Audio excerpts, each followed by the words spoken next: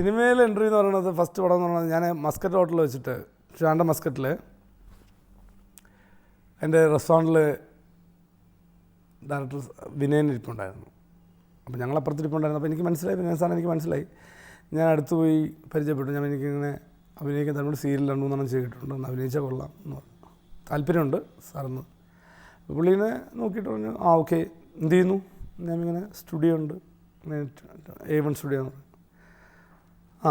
അപ്പം നമ്പറും അഡ്രസ്സ് എഴുതി തന്നിട്ട് ഒക്കെ വിളിച്ചോളൂ എന്ന് പറഞ്ഞു.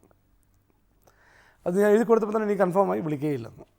കാരണം വെച്ചാൽ ഇത് പലയിടത്തും ഇതുപോലെ പോയിട്ട് അഡ്രസ്സ് വാങ്ങിച്ചിട്ടുണ്ട്, നമ്പർ എഴുതി മേടിച്ചാൽ അപ്പം കൺഫേം ആയിക്കണം. അസിസ്റ്റൻറ്റിനെ കൊണ്ട് വാങ്ങിപ്പിച്ചാൽ തന്നെ അറിയാം അത് വിളി വരില്ല എന്നുള്ളതാണ് എനിക്ക് കിട്ടിയ അനുഭവങ്ങൾ. പലർക്കും പല അനുഭവമായിരിക്കും, എനിക്ക് കിട്ടിയ അനുഭവങ്ങൾ.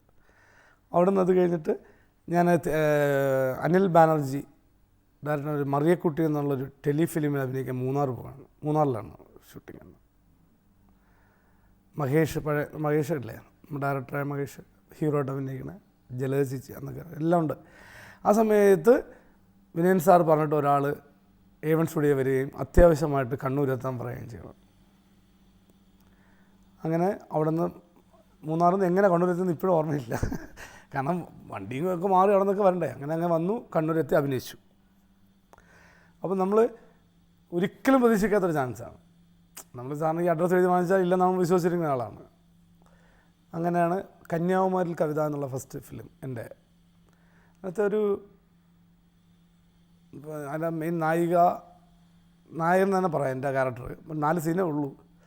എന്നെ കൊന്നുകളെ ആദ്യം. പിന്നെ ആ കുട്ടിയുടെ ഓർമ്മയിലാണ് ഞാൻ വരുന്നത് എപ്പോഴും. ഒരു ഫൈറ്റ്, ഞാൻ സ്പടികൻ ജോർജിൻ്റെയും ഫസ്റ്റ് ഫിലിമാണത്.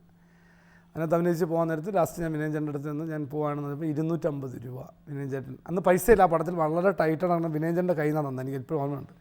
പ്രൊഡ്യൂസറും തരാനില്ലടാ, നീ ഇത് വെച്ചോളാൻ പറഞ്ഞ് എനിക്ക് 250 രൂപ ശമ്പളം കിട്ടിയത് പടമാണ് കന്യാകുമാരി കവിത. വിനയൻ സാറ് പറഞ്ഞുകൊണ്ട് ഞാൻ സിനിമയിൽ വന്നത്. ഞാൻ പറഞ്ഞത് അനുസരിച്ചൊരു സിനിമയിൽ അഭിനയിച്ചിട്ടില്ല ഞാൻ പുള്ളിയുടെ കൂടെ.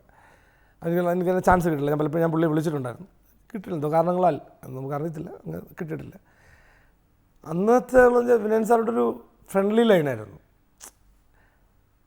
മാമുനെ എന്നൊക്കെ പറഞ്ഞിട്ട് ഒരു ലൈനുണ്ട് പുള്ളിക്ക്. ആ ലൈനിൽ നമുക്ക് ടെൻഷനില്ല, ഒന്നുമില്ലായിരുന്നു ആ കാലങ്ങളിൽ. പിന്നെ ഞാൻ വർക്ക് ചെയ്തിട്ടില്ല, അതുകൊണ്ടാണ്. പേഴ്സണൽ ആയിട്ട് വളരെ നല്ല സുഹൃത്ത് ആയിരുന്നു. ആദ്യത്തെ ഷോട്ടെന്ന് പറയുന്നത് ബീച്ചിലാണ്. കണ്ണൂർ ബീച്ചിലെ നായികയായിട്ട് പിന്നെ പെൺകുട്ടിയുടെ തോളിൽ കൈയിട്ട് ഇങ്ങനെ സംസാരിച്ച് പോകുമ്പോഴാണ് ഈ വില്ലന്മാർ കാണുന്നത്. അതിൻ്റെ ക്യാമറാമാൻ എന്ന് പറയുന്നത് നമ്മുടെ ത്യാഗരാജല്ലേ, തമിഴ് ആർട്ടിസ്റ്റ് പ്രശാന്തിൻ്റെ ഫാദർ, പുള്ളിയുടെ അനിയനാണ് എൻ്റെ ക്യാമറാമാൻ. പക്ഷെ അന്ന് വലിയ നമുക്കൊന്നും അഭിനയിക്കേണ്ടി വന്നില്ല, കാരണം പാസിങ് മാത്രമേ ഉണ്ടായിരുന്നുള്ളൂ. ഒരു ഷോട്ട് മാത്രമേ, ഡയലോഗ്സ് ഒന്നും ഇല്ലായിരുന്നു. അതുകൊണ്ട് വലിയ ടേക്കായിട്ടില്ലെന്നാണ് എൻ്റെ ഓർമ്മ. ഫൈറ്റിന് ടേക്കായി, കാരണം സ്പടികം ജോർജും ഞാനായിട്ടുള്ള ഫൈറ്റ് ഉണ്ട് അതിനകത്ത്. ആ ഫൈറ്റിൽ രണ്ടുപേരും ടൈമിങ് പ്രശ്നമുണ്ട്. രണ്ടുപേരും ആദ്യത്തെ പടങ്ങളാണ്. ഒന്ന് എൻ്റെ ടൈമിൽ തെറ്റും എനിക്കിടി കിട്ടും, അല്ലെങ്കിൽ ജോർജേട്ടൻ്റെ ടൈമിൽ തന്നെ ജോർജേട്ടൻ ഇടി കിട്ടും. കുറേ കഴിഞ്ഞ് mafia ശശിയാണ് master.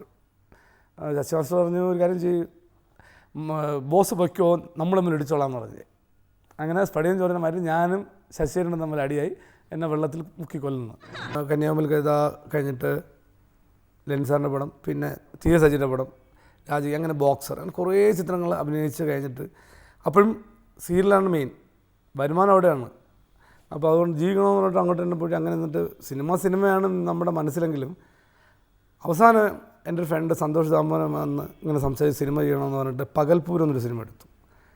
Director Anil Babu, അത് രണ്ടിനോട് ചെയ്ത പടമാണ്. അതിൽ രാജൻ ഗിരിയത്താണ് എഴുതിയത്.